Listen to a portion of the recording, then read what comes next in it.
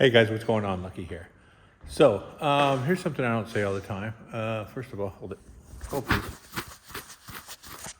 There we go. I'm at the shop. Just kidding. I am at the shop though. Progress with the black 71, I think it is. It is getting all torn down. Frame is going to go out for sandblast, powder coat or paint. Send it out for paint, sandblast and paint, and then I'll just blend whatever modifications we have to do.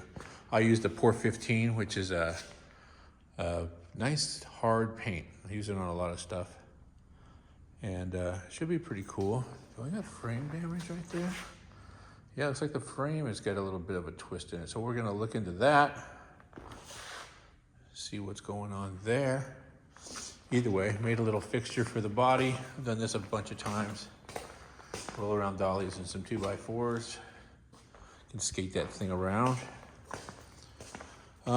Should be working on that right there. I got the bed over in the other spot, but I kind of need to free up a lift. This gentleman waited a year, and just gonna get it torn apart, get that thing off the sandblast and paint. It'll be over there for a little while, at which point I'll get that one, the Andrew 62, racked up and plumbed and moving forward. Right now I still have to get my C10 ready for Power Tour. Power Tour 2023. Did I mention I was going to that? I think I did. Anyway, I found a little bit of a transmission leak up here. I think I have a bad fitting on the transcooler, which is located right here. Just above the sway bar, there it is. Kind of see it. Either way, I had to clean up all that. It had a saturated, just blue transmission fluid everywhere. So I cleaned all that up, and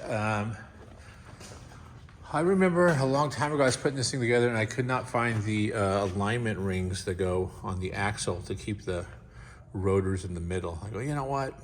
Let's just put it together and see how it goes. And of course, there's always been a vibration in the back of this thing. So here is where the vibration is. If you look at the middle right there,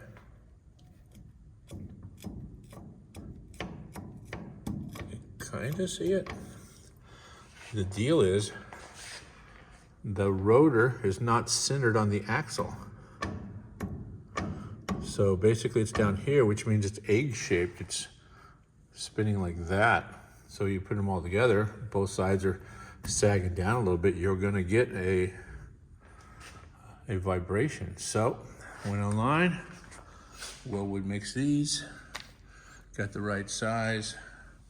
You take the rotor off, you slide this on the axle, and then you push the rotor back on and it automatically centers it. When I get this off, I'll show you the rotor on the back has a little, like a notch in it, a little bevel or a chamfer, specifically for the application. Where is Sticks McGann today? That guy's been slacking.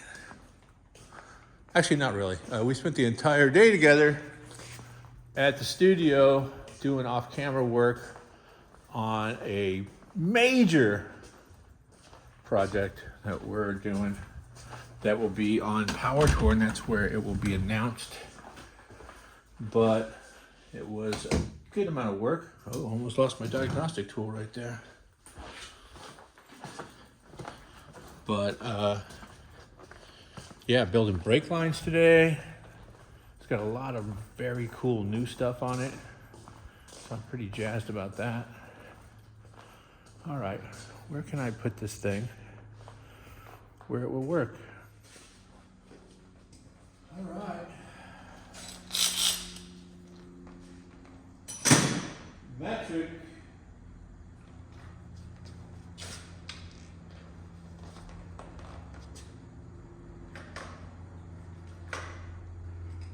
Is it a 19?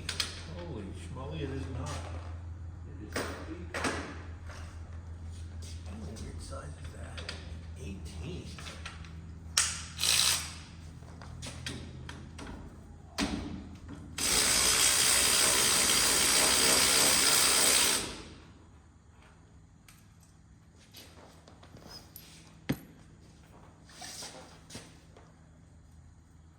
Working by braille here.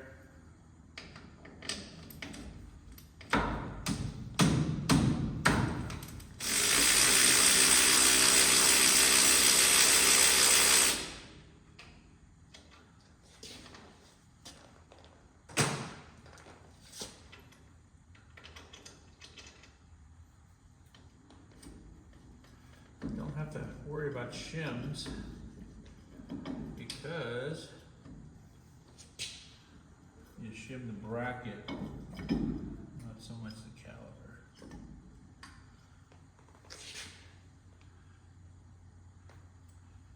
I always like to check for contaminated brake pads, because that's never cool.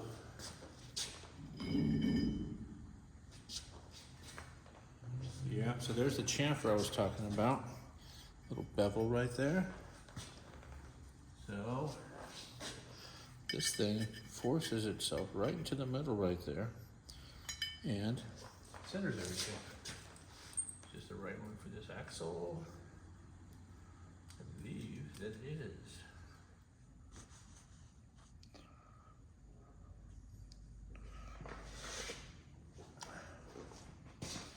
All right, so here's the right collar. I've cleaned up the axle, some Scotch-Brite.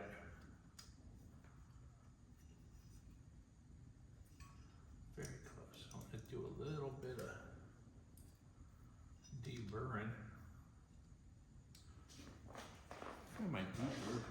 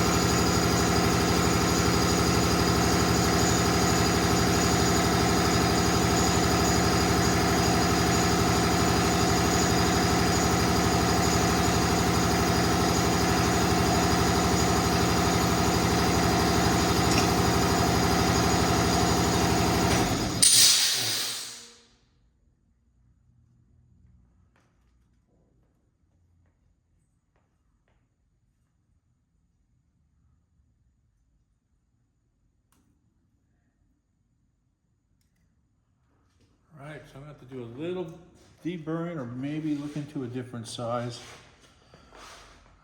I'll look into it.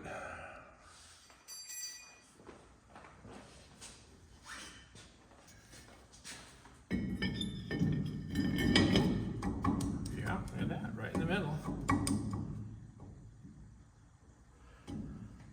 Okay, very pleased.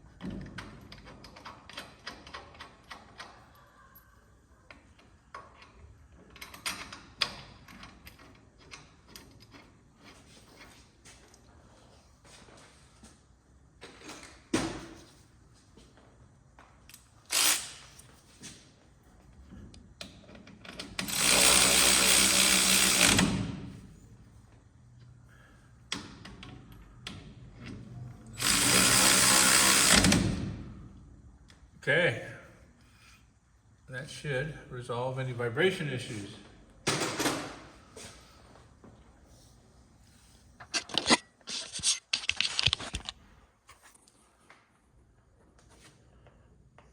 Nice, I'm jazzed on that. One step closer to Hot Rod Power Tour in comfort.